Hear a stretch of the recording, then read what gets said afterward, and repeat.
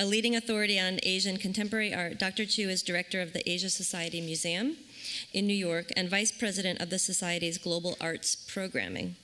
She was appointed director in 2004 after serving for 3 years as the museum's first curator of contemporary Asian and Asian American art.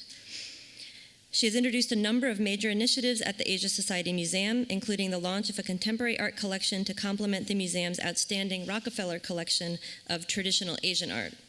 And prior to joining the Asia Society, Dr. Chiu was founding director of the Asia Australia Art Centre in Sydney, Australia. And she earned her PhD in art history and her MA in arts administration in her native Australia. Tonight, Dr. Chiu will be speaking on contemporary art in China. Where did it come from and where is it heading? Please join me in welcoming her. Thank you.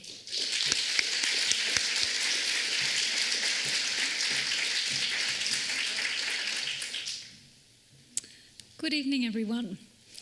It's a great pleasure to be here at University of Michigan, a place that is so well known for its Asian art exhibitions and Asian art scholarship. The Asia Society, where I work, has collaborated actually with the University of Michigan Museum here on a number of occasions. And I also recall that our current president, Dr. Vishaka Desai, actually studied here in Michigan. So it's a real honor to be here. Tonight, I'm going to talk to you about Chinese contemporary art, where it has come from and where it is heading. It's a fairly new topic of scholarship, although it in itself has a rather lengthy history. So I'm going to give you some background, really, to what we assume has been a fairly robust, some have even referred to it as a bubble, but I prefer not to think of it in that way. So really, tonight is something of an introduction to everything. But before I begin, I want to qualify my remarks by saying that my focus tonight is really on the experimental art movement. It by no means or in any way really looks to talk about the developments in ink painting or calligraphy, which are just as robust traditions and also very much part of the contemporary art scene in China. I've chosen really to focus on the experimental art movements and artists with which some outside as well as inside China are much more familiar and in many ways have come to represent what we know of Chinese contemporary art. So when many people think of Chinese contemporary art today, they think of auctions because, of course, in 2005, a secondary market was established for Chinese contemporary art, first in Hong Kong and then the subsequent year in New York with a designated sale of Asian contemporary art. However, I think that this kind of representation of Chinese contemporary art, of course, has many limitations. In fact, if we think of the very beginning of Chinese contemporary art, we often posit it as 1979. Not just because this was the year that Deng Xiaoping declared his open door policy, but also because it was the very first kind of emergence of a kind of sense of radicalism or departure on the part of artists. I'm showing you here an image of the Stars exhibition. The Stars, or the Xingxing group, were less of a movement than a kind of ragtag group of artists who really wanted to show their work but were not really able to in the state-run museums like the National Art Museum in Beijing. So what they did was they decided to stage an exhibition of their work on a fence in a park just adjacent to the National Art Museum. It was an unsanctioned exhibition, meaning that they had not gained official permission to do this in a public setting. And so their work was very quickly removed by the authorities, and they gathered together and protested. And then actually there were efforts made on the part of the National Art Museum, believe it or not, to show their work. But more than anything else, the Stars, this group of artists who were largely untrained from the academy, Some of them were also the sons and daughters of officials and cadres, had really wanted just to show their work in public to a new audience that was outside of the official sphere. So when we think of Chinese contemporary art, we might think of this as a kind of originary moment. The artists who protested, by the way, under banners of "We want democracy and we want freedom," also attracted the attention of news sources such as The Times and Newsweek. So at a very early stage in the movement, or the contemporary art movement, we see a connection between artistic freedom and democracy. This was developed throughout some of the decade of the 1980s, and it's not always been the case, but certainly there was a kind of political act to this early group of artists. The image on your right that you see is a work by Wang, one of the artists, I think, who has really survived in terms of his work. He, in fact, like many artists of his generation, coming out of the Cultural Revolution as youths, really wanted to leave the country. In fact, the 1980s, this kind of first decade of the Chinese contemporary art movement, if we call it a movement, was symbolized by this leave the country fever. So if artists could, they certainly took the opportunity to leave, and Wang left for Paris some years later. But this work called Idol, I think, is of great importance. It was created in 1978, and it was really one of the first attempts by an artist in China to come to terms with Mao's legacy post-Cultural Revolution. And we know that it's a reference to Mao because of the 5-pointed star on the figure's forehead. But this is an unusual figure because one eye, of course, is half open or half closed, and one eye is open. And I think that this, from Wang Keping's perspective, gives you a sense that, and it's a kind of acknowledgement, that Mao's legacy lives on. Some of it was good, some of it was bad. When Deng Xiaoping came to power after Mao and started to liberalize the economy and reform many spheres of Chinese life, he came up with a formula that Mao's legacy consisted of being 70% good and 30% bad. And I think partly Wang Keping has sought to acknowledge this. Now, when we talk about the 1980s as the first decade of this idea of Chinese contemporary art, it's important to note that before this time, for this young generation of artists, they had really never encountered images of Western art, and if they did, it was in secret. So the 1980s is really a period of great artistic and sometimes even frenetic coming to terms with Western art, mostly through books via Hong Kong and other places. So for a lot of artists, they were kind of working through different ideas of religion, different artistic compositions. Many of them were working in acrylic painting or oil painting. I've selected this image in kind of comparison here to give you a sense of one artist's way of coming to terms with this Western artistic influence that was coming to them.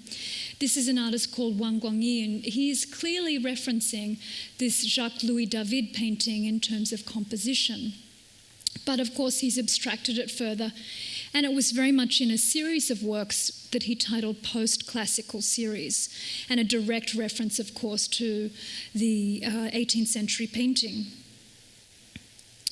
But if we come already to 1 year later, Wang Yi has kind of, in some senses, worked through many of the Western ideas that came to him, and he's going back to some memories that he had during the Cultural Revolution.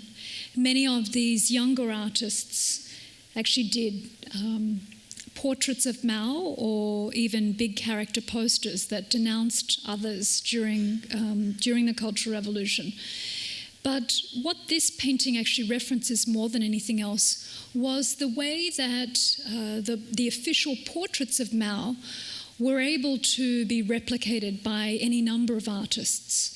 So in order to reproduce or produce a faithful image of the portrait of Mao, one of the common conventions of copying is that you would divide up the picture plane into a grid and then copy that smaller grid within the grid.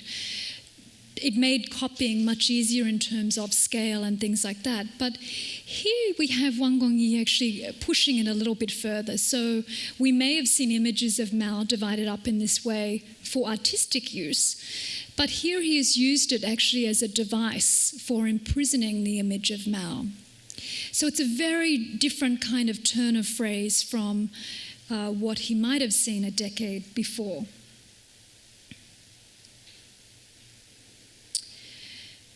The 1980s was, if anything, a national movement, a kind of, I mentioned this idea of freneticism, that all across the country, this new generation of artists banded together to show their work, sometimes in performances, sometimes in exhibitions in unconventional sites. The image that you see here is of a Shaman Dada event. One of the leaders of this event was Wang Yongping, and I have an image of his work that I'll show you later. But the Shaman Dada group showed their paintings in the building towards the back that you see in this black and white photograph. And then afterwards, they piled them all up in the courtyard and set them alight, and also issued a manifesto about the regenerative qualities of fire. So you can see again that there's this reference to Dada, but it very much has its own local inflection. This is the work of Ai Weiwei from a similar period. And I hear some of you have already got the joke of safe sex. Here we have a raincoat and also a condom attached. So Ai Weiwei is already producing works that are irreverent, but also, of course, with a sense of humour and also a little bit of an element of surrealism attached. And I think that that characterises some of his sculptures from this period. Now, the 1980s came to an end, actually, in 1989 with this exhibition. It was called the China Avant-Garde Exhibition, and it was staged in February at the National Gallery. And it was one of the first times that there was a sense of cohesion amongst the artists, that they had really come together and finally been accepted by the National Gallery to show their work. There were a number of major curators who have now become almost household names in China because of their involvement in promulgating Chinese contemporary art on the international sphere. And they are curators like Gaoming Lu, who curated Asia Society's Inside Out New Chinese Art Exhibition in 1998, one of the first major museum surveys of this subject. And also Li Shanting, who is considered by many to be the grandfather of Chinese contemporary art, who remained in Beijing. Gaoming Lu is now here in the United States. But you see here in this image the banners that the artists created of the No U-turn.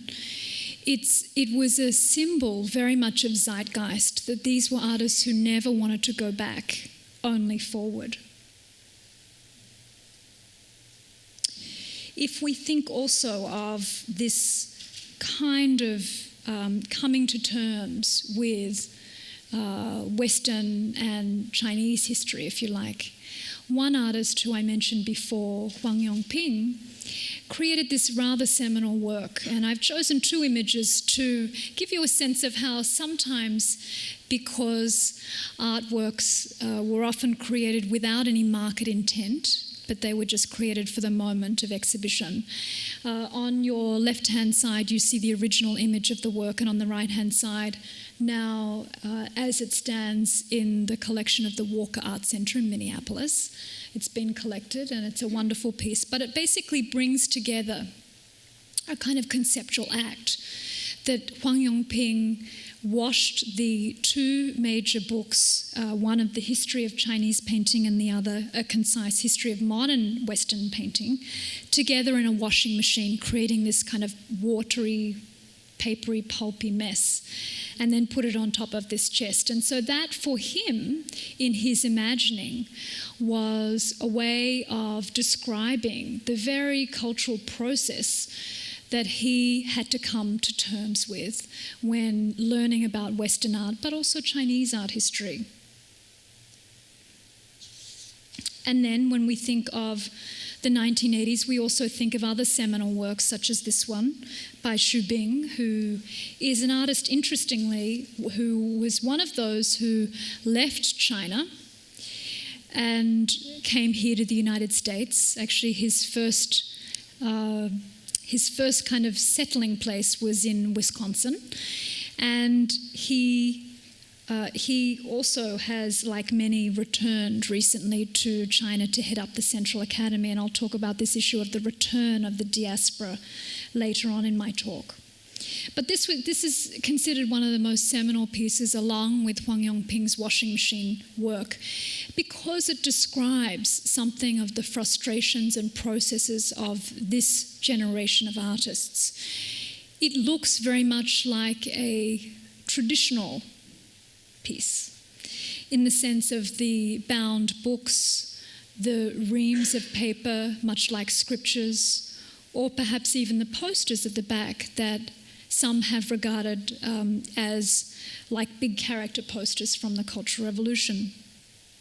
But when one looks more closely at this work, we see that in fact each of the characters on the printed books and paper are in fact fake or nonsensical characters.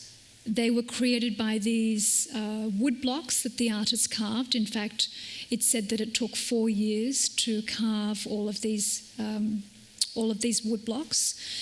But one wonders why, and in fact that was one of the questions, that when Xu Bing first showed the work in Beijing, it was considered one of the most important works of that decade, that many curators got behind it and said this is an important work precisely because it both harkens back to tradition but says something about the symbolism of, or the power in fact of language in China.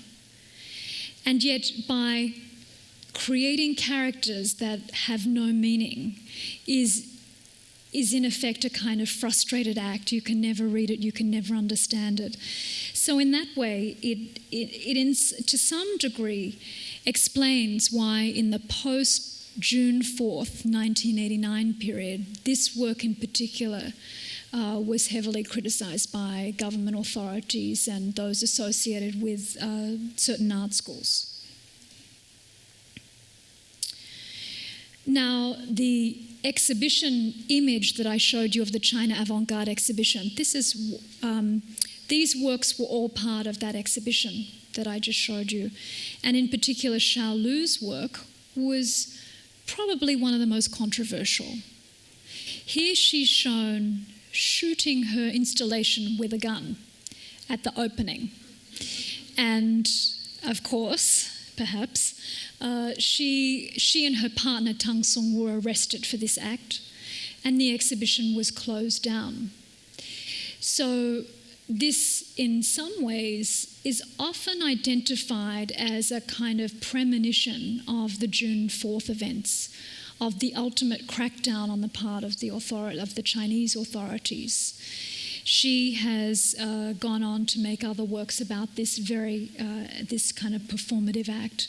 But I think that there were many others, actually at the opening there were many other unsanctioned performance events, but none as controversial as this one.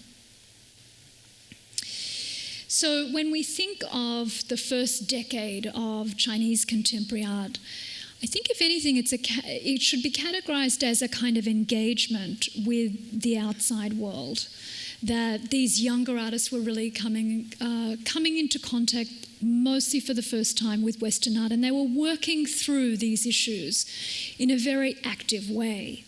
Now, when we think of the post-89 period, the 1990s, it was a whole other kind of ball game, because you had essentially a government crackdown, which meant that many of the leading cultural figures in art schools, at art magazines, throughout the 1980s, there was a huge flourishing of art magazines and art debates and art criticism. In the post-June 4th environment, many of these were shut down.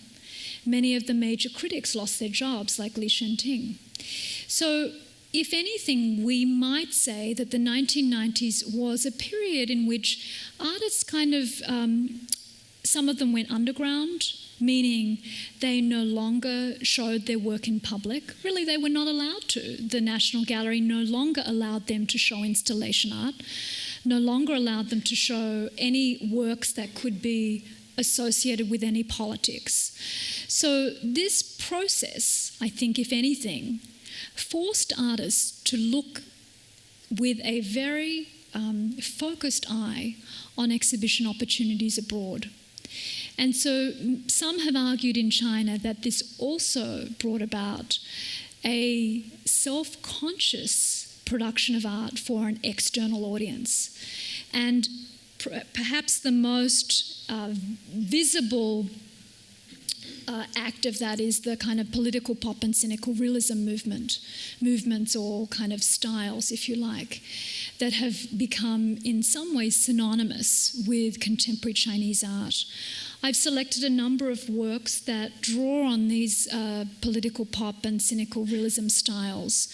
One of the best examples, I think, is Wang Jinsong's work.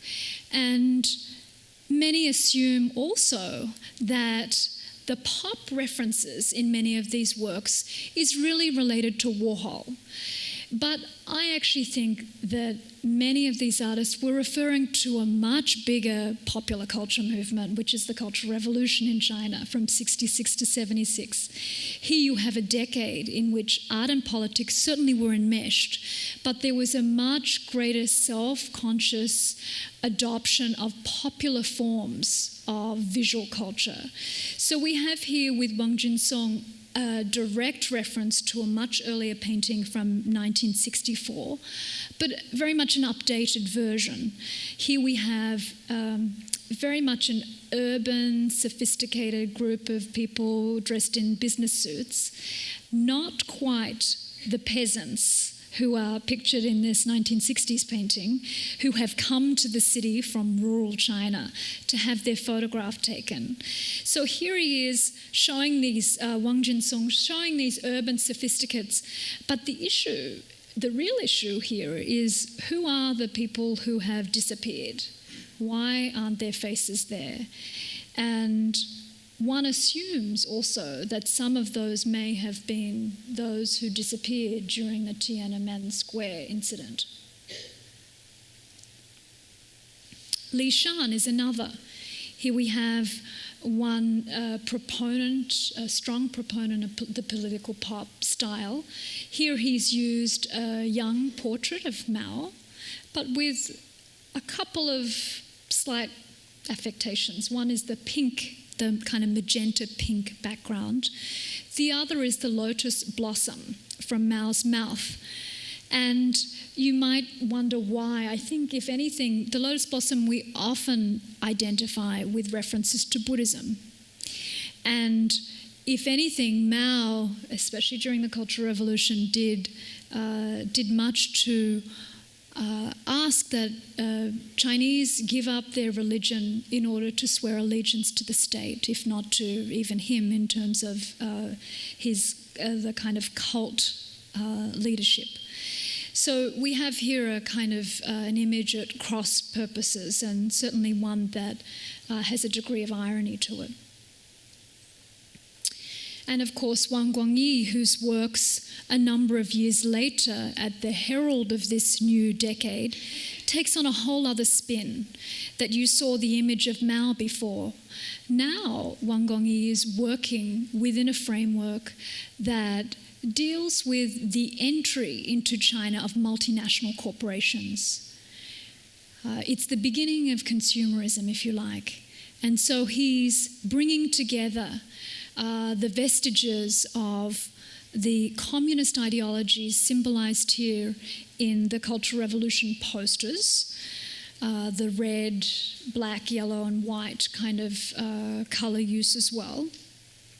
And yet he's also included this Tang logo. And some of you might remember the Tang drink, the orange kind of cordial, yes, from that we all used to drink. Well, I can remember being at operas in Beijing, and Tang was the drink to drink at intermission. So anyway, here he is kind of bringing together these two kind of competing ideologies that really started to take effect during this decade.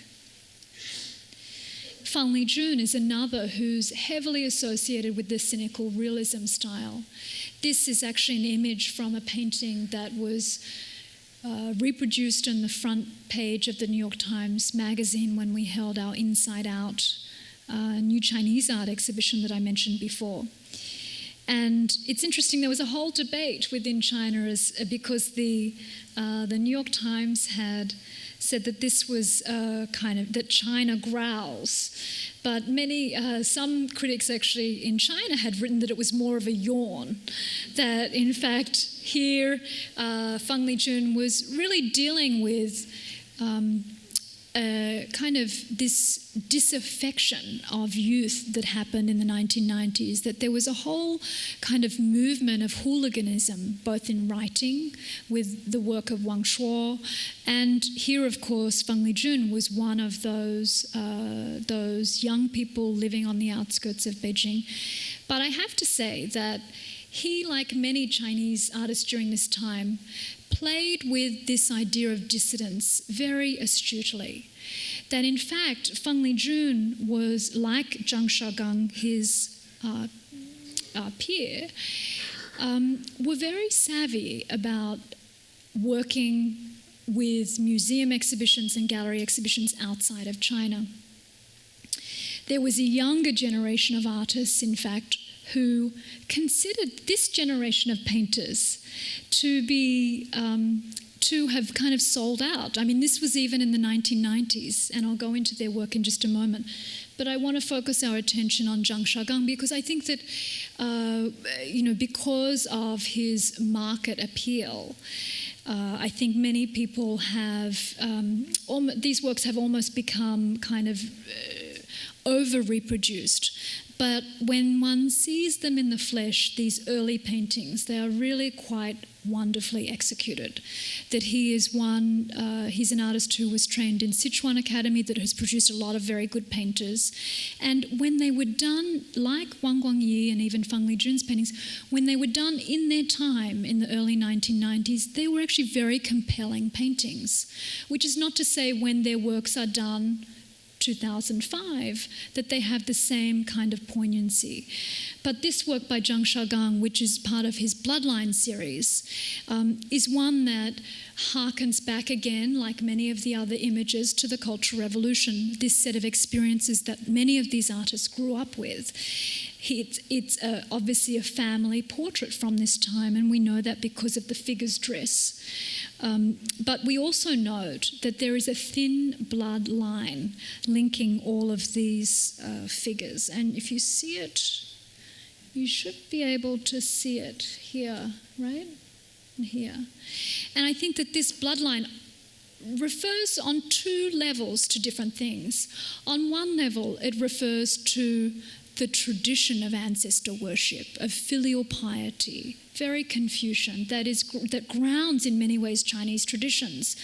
But on the other hand, what happened during the Cultural Revolution with the idea of kind of cult worship of Mao was that many of these young people, like young members of this family, young pioneers, were asked to denounce their elders and sometimes even their parents or grandparents for various different reasons. And so there was a turn at which this kind of bloodline of filial piety was severed in place of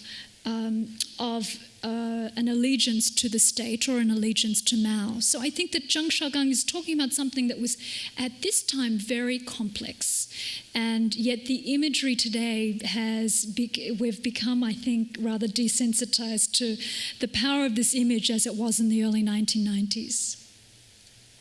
Now, I mentioned before this group of an older generation now. For some younger artists during the 1990s, they were considered the older generation who did very well with foreign collectors. There were lots of foreign collectors visiting their studios and near the Summer Palace. Now, for a younger, radical group of artists like Junghwan, they were doing performance works. Now, when they did these performance works, they had no concept that their photographs would become part of a market system. So what we've found is that there are lots of these photographs floating around the place, taken by people who were there, taken by other artists.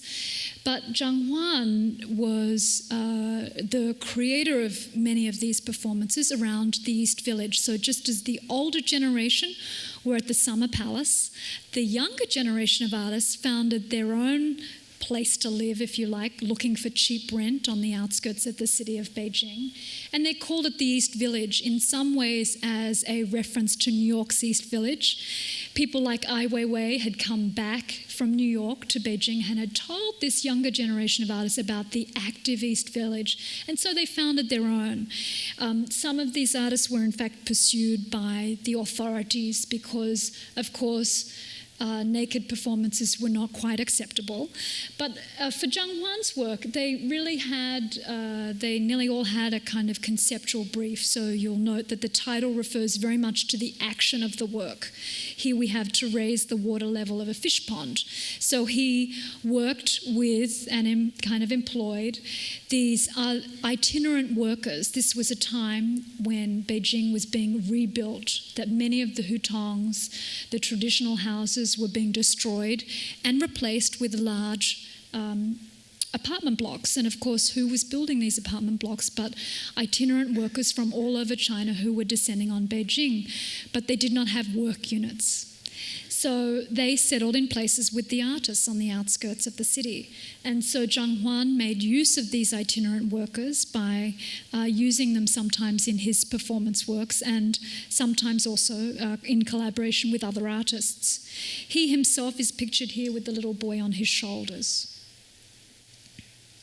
Or you have Li Ming, also part of the East Village. He himself created a kind of alter ego called Fung Yin, and he dressed or kind of made up his face with makeup and did his hair. He was a very effeminate, beautiful-looking man, and then he would do naked performances, and so he would play with this idea of gender. Was he male? Was he female?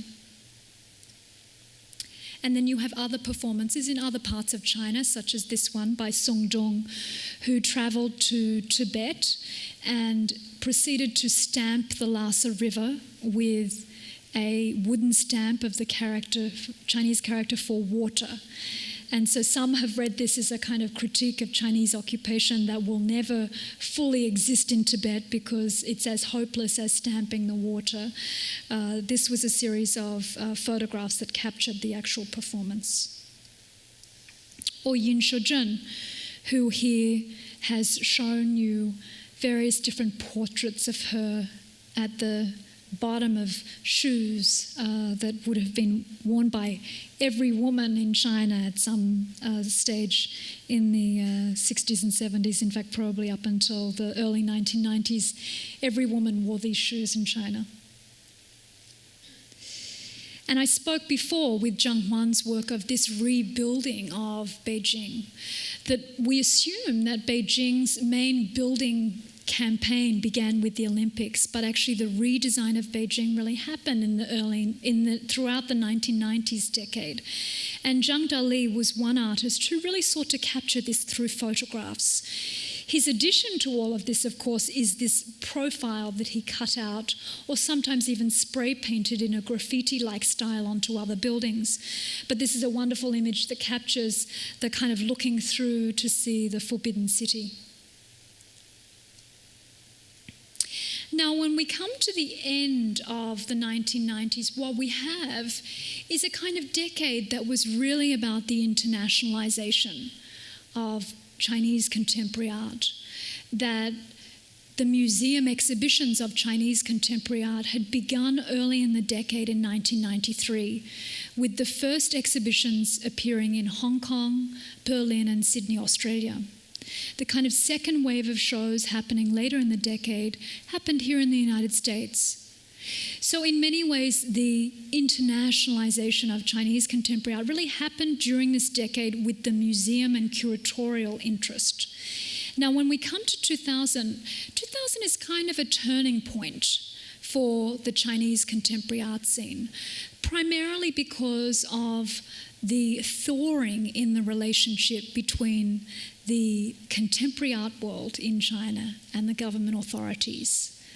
That when China became part of the WTO, I think there was some sort of decision that Chinese contemporary artists no longer posed a direct threat to their authority. So what you had was a series of kind of efforts on the part of the government towards including Chinese contemporary artists, or at least allowing their work to be shown in public museums in China.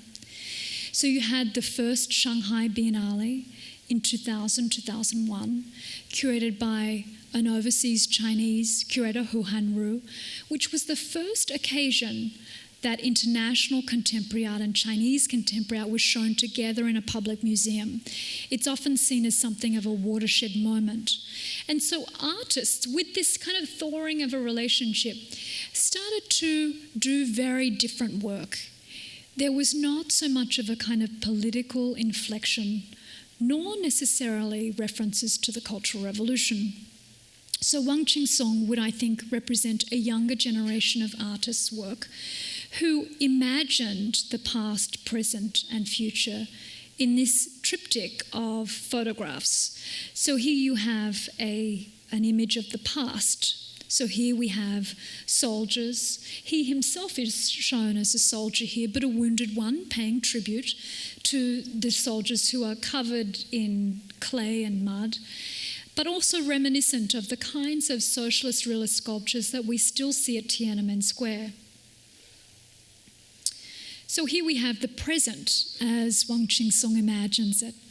Very much China as a manufacturing hub for the world. Instead of mud or clay, these images of workers, factory workers, are shown in silver, a semi-precious metal. And the artist here is shown as a young, urban sophisticate, again with kind of Western city clothes, a baseball cap. He even has a pet dog, which of course is a luxury. One needs a license to have a pet dog in China. And then finally we have the future as he imagines it. It's a much more static image, isn't it? It doesn't have the forward thrust that the artist has seen the past and the present. It's much more in the shape of a kind of diadem or crown. And of course it's gold, a precious metal. The artist is shown here in the centre with two pot lids, kind of like symbols, and also many images of prosperity, food baskets, lanterns for festivals and things like that.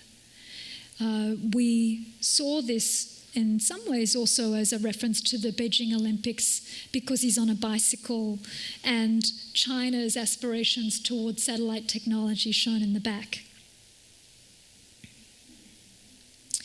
I mentioned before the role of diaspora artists, that in the 1980s, China was gripped by leave the country fever. Anybody who could leave left for opportunities abroad.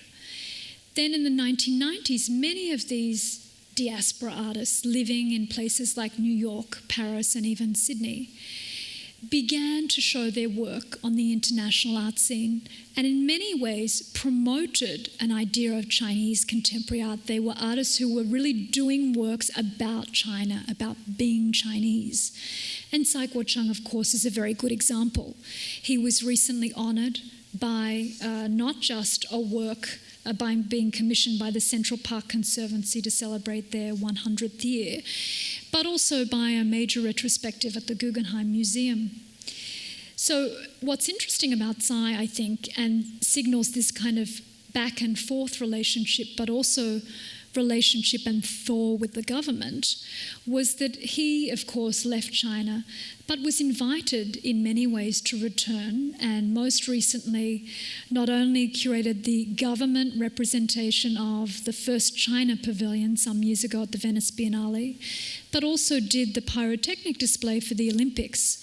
So you see some contemporary artists choosing to work with the government in ways that possibly would have been inconceivable 2 decades ago.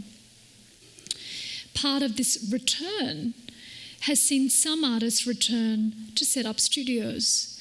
This is the studio of Junghwan, the man who did the conceptual performance works in the Beijing's East Village. He's almost all but given up his performance art practice when he returned to China to settle in Shanghai in 2005. He set up an enormous studio with nearly 100 staff members who created large-scale works that would have been unimaginable in New York. So here we have one such work in his copper welding studio where he creates works that are based on Buddhist relics that he found mostly in Tibet, but just enough to give you a sense of the scale of the works.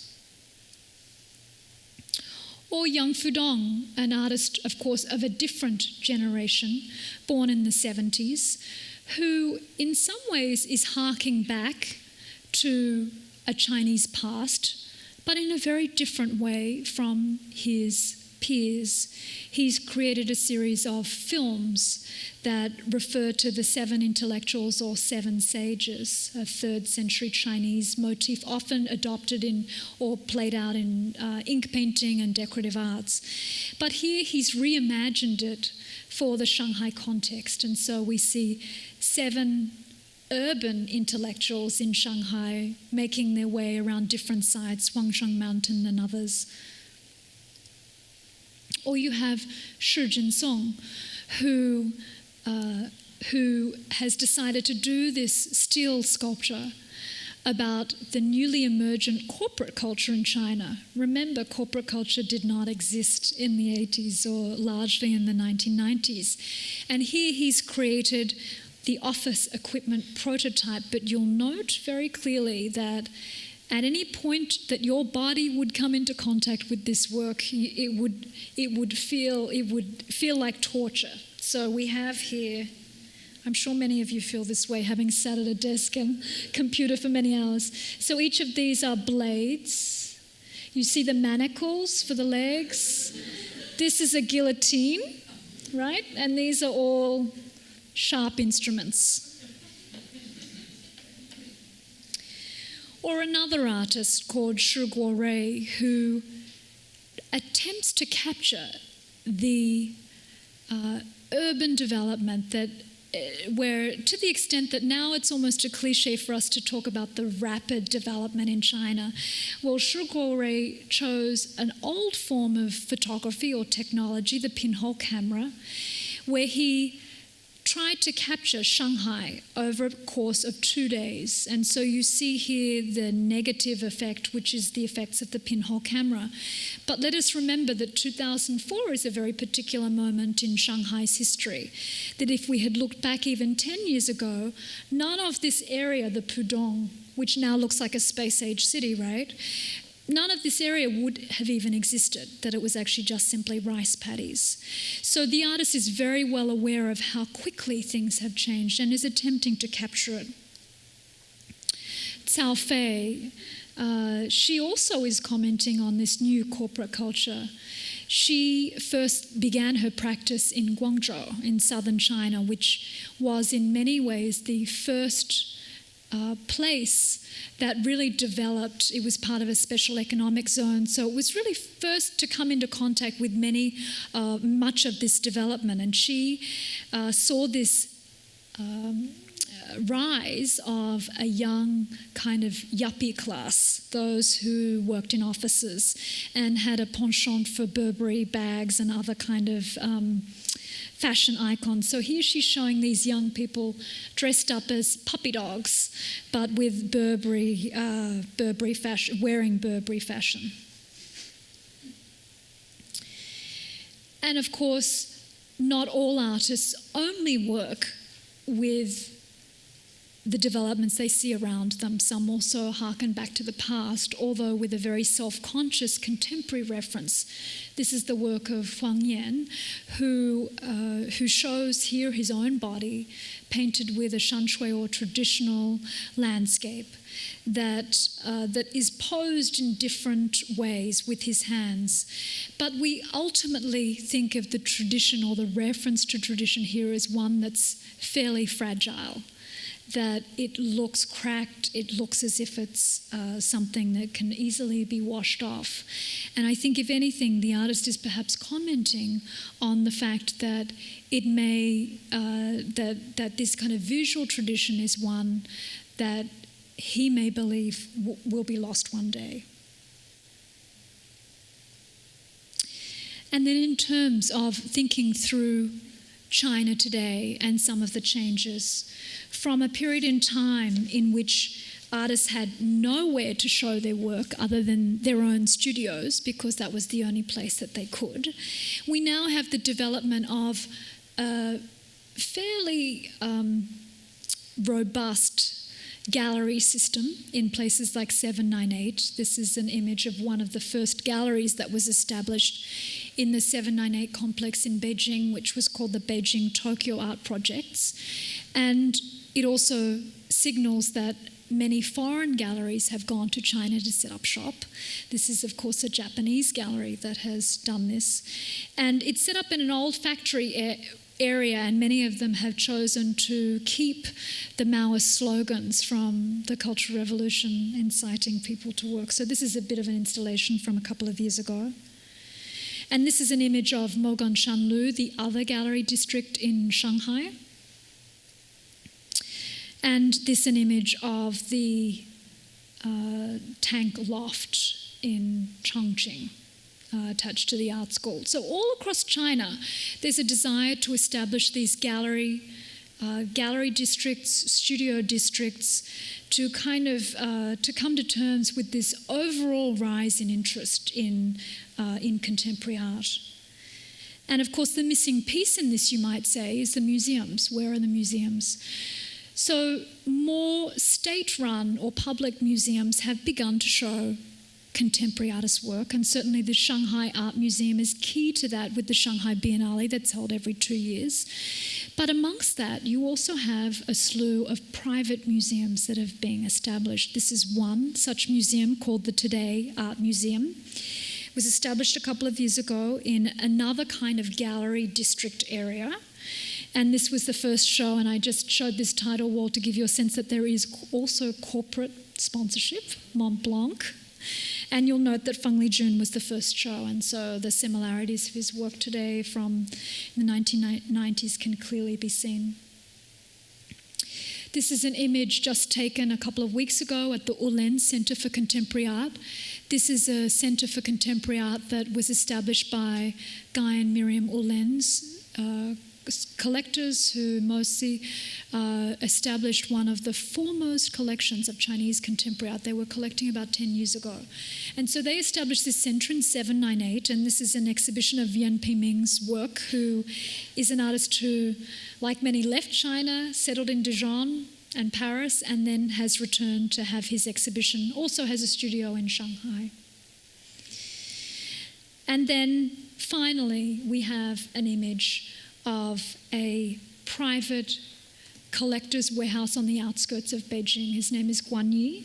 You see an image here of two major sculptures, one by Junghwan. You'll see his figure there in the car. And also in the back is an image of Huang Yongping's bat plane, spy plane, fuselage project. It's a long story, but he did this work for the Guangdong Museum, and it was a major international incident because the French, US, and Chinese government got involved because he sought to replicate the US spy plane that, as you might remember, in 2001 crashed and the Chinese withheld it. And so it was a big incident. But enough to say that I wanted to end on this idea that, in fact, we see a much longer trajectory of Chinese contemporary art of at least minimum 30 years, which I think shows much more of a sense of depth and a greater dimension to the development of the art practices of these artists. And what is really needed today, I think, is museum attention. That in terms of museums, we've had the big shows of Chinese contemporary art, and now I think the next step, both within China and outside China, is collection building. And to some extent that is going on, but that's what's really going to make a difference in terms of our ability to study this work in the future. So with that, thank you very much.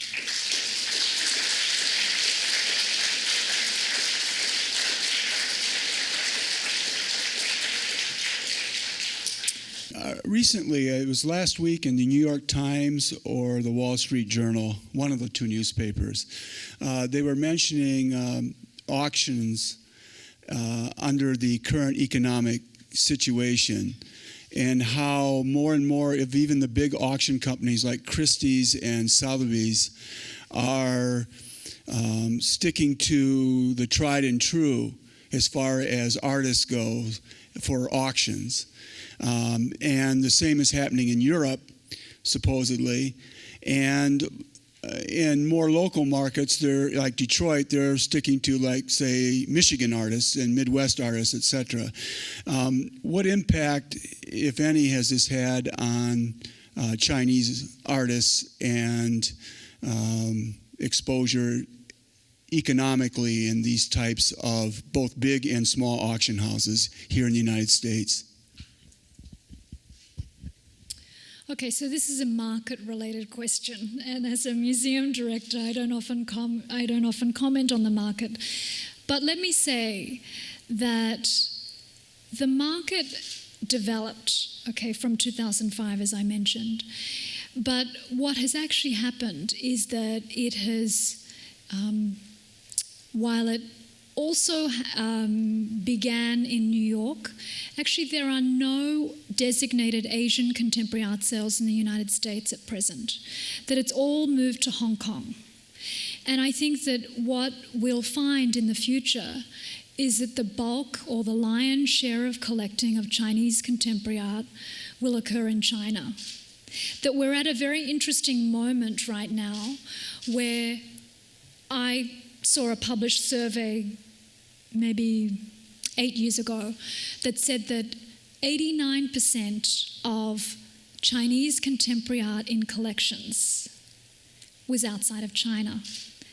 And most of that was in Switzerland. Now, for those of you who are familiar with Chinese contemporary art, you know that that's probably one collector who was very active in assembling a major collection. So I think what we have is perhaps the diminishing or slight diminishing of foreign collecting interest. But at the same time, you have a strong rise in interest in the domestic market in China. And so you have a kind of an unusual moment right now. And I would say that the Chinese contemporary art collecting sphere was very unusual.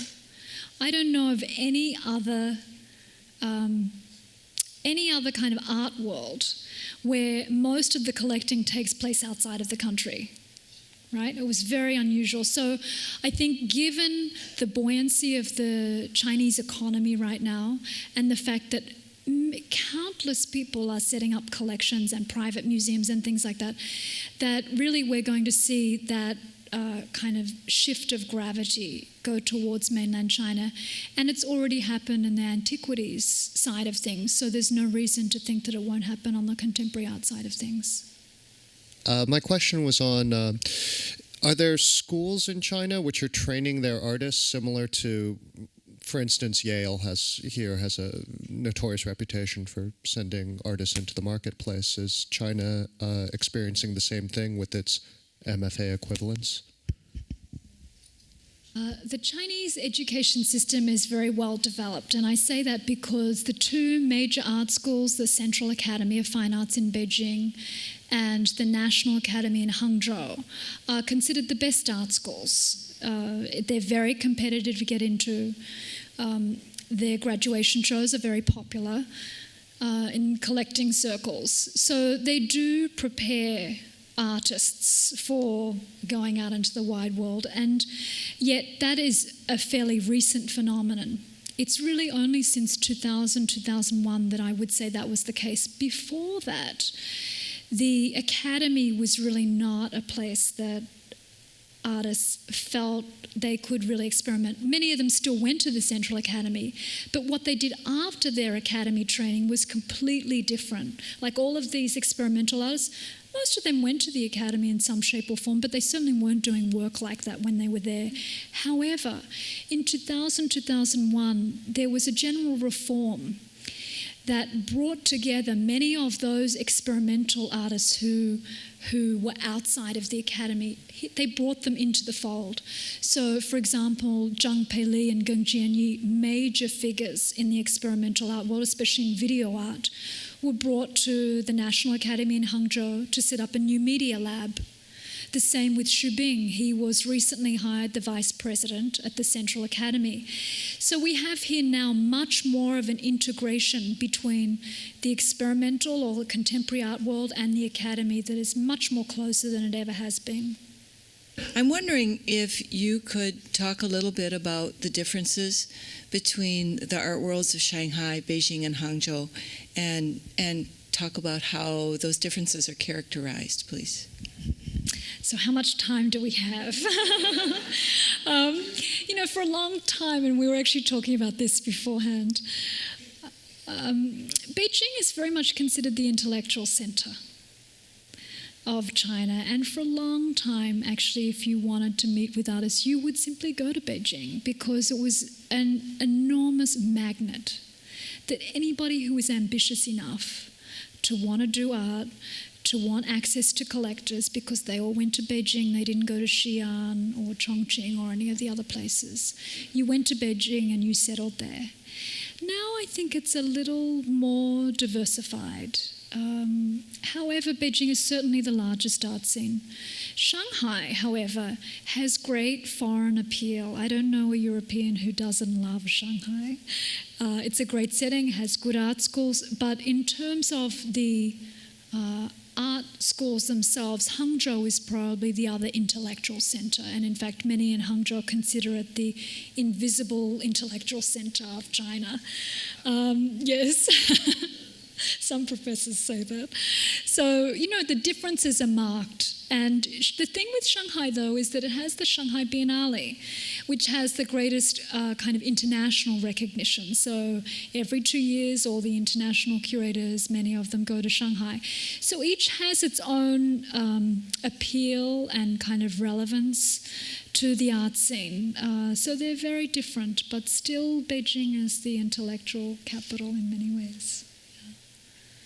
Just to follow up on that, I wonder if in recent years with rising rents in Shanghai and Beijing, if you've seen more experimental art coming out of the interior or out of second or third tier cities, and what differences that might bring to the market. Yeah, it's an interesting question. I mean, you could travel to every city and still find a kind of art ecology. But to some extent, the rule of thumb that, as an artist, if you want to make it, it's still a bit of a prevailing idea that you must go to one city center, whether it's Shanghai or Beijing, and mostly it's Beijing still. It's a little bit like here, you either go as an artist, there's a thinking that you go to art school in a center, or you eventually make your way, at least for a time, to get some international experience to New York or LA or somewhere like that. So I think that certainly artists exist in these other areas. I mean, you could go to Harbin or Heilongjiang, you could go to any of these places, but in terms of the level of energy and the kind of intellectual circles that artists like to mix in, still the energy is really in the major centers, I think. Yeah. And then I think we had a question here. Originally in the 80s, most paintings were very small and collectors could buy them. And what you're showing here, a lot of it seems to be institutional art. The scale is getting larger and larger and larger. And on a recent trip to Beijing, when we went to the art districts, it seems like almost all the installations were so large that you'd have to put them in some place like the Chiu in the Freer Gallery or someplace in New York. Is this a trend that's increasing? I mean, are they creating art for collectors, or are they just creating art for institutions? This is not just something that we see in China, actually. Over the past decade, we've seen a kind of supersizing of much contemporary art. Right? And what I would say, though, is in China, artists can have huge studios. They can make things that they would never be able to manufacture or have made if they lived in New York, just because of a simple scale issue. So we do find that there is an imagination that is on a supersize.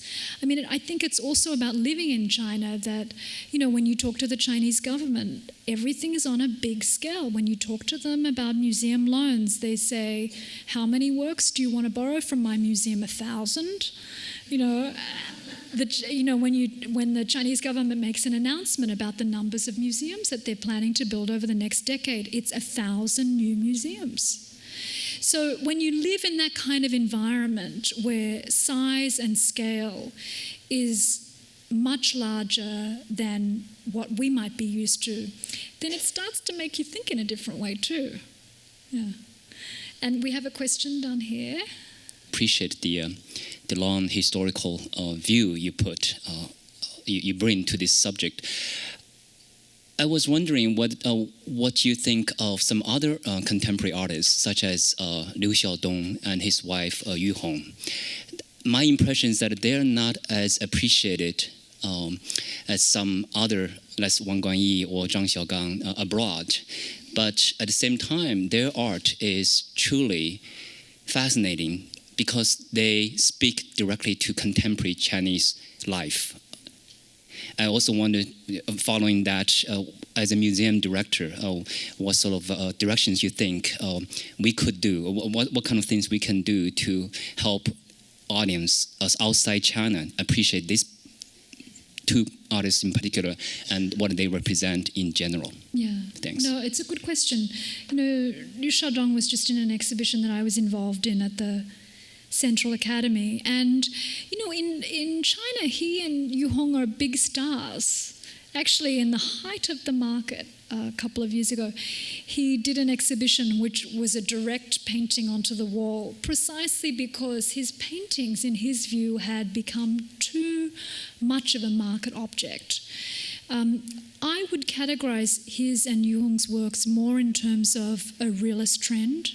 And the oil painting realist trend within China is alive and well. In fact, there's a whole swathe of artists who are heavily collected and supported in China. And Chen Danqing would be another artist who you might put in that category, who are less well understood outside of China. They haven't become part of, the kind of lexicon of what we might think of as Chinese contemporary. And there are lots of reasons why I think that realism itself is not a form that sits comfortably within the contemporary art world right now. There are exceptions, but generally speaking. So I think that when they do work within a Chinese context, it's very well understood, and they're great painters. But it's not easy to make their work necessarily understood outside of that context. I think in terms of where museums are heading, and it's certainly something that I've given this a lot of thought, because right now we're at a stage where most museums and audiences have had some contact with Chinese contemporary art within larger kind of group surveys.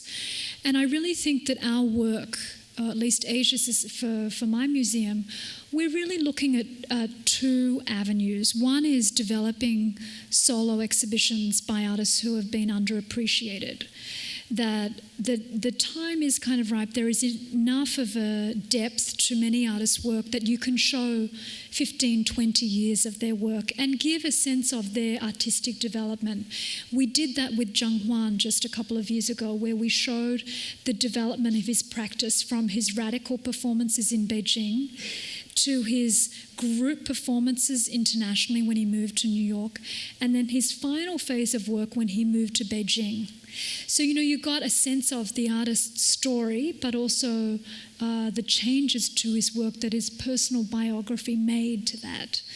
And I think certainly other artists, we're working on an exhibition of Wu Guanzhong's work right now. So we're also looking at ink painters who really deserve much greater attention because we haven't focused on this area.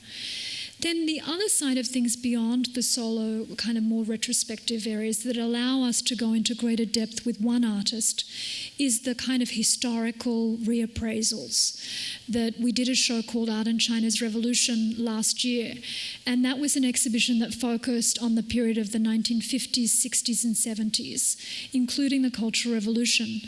And this period, that especially the decade of the Cultural Revolution, is often thought of as a very dark period, and it certainly was. But when you look at a lot of these artists who were growing up, Chiu, Wang Yi, all of these artists, a lot of them in interviews with me said, if you want to really understand my work, you have to go back to the Cultural Revolution. So we did a show that looked at how that iconography during that period was formed, what was the relationship that artists had to the state, and how has it become such an influential force in Chinese contemporary art today. So I think more of these questions need to be asked about the past, and probably the next step is early 20th century, So, and I think more and more museums are looking at this now that we've had the first introductory shows, which are very necessary actually.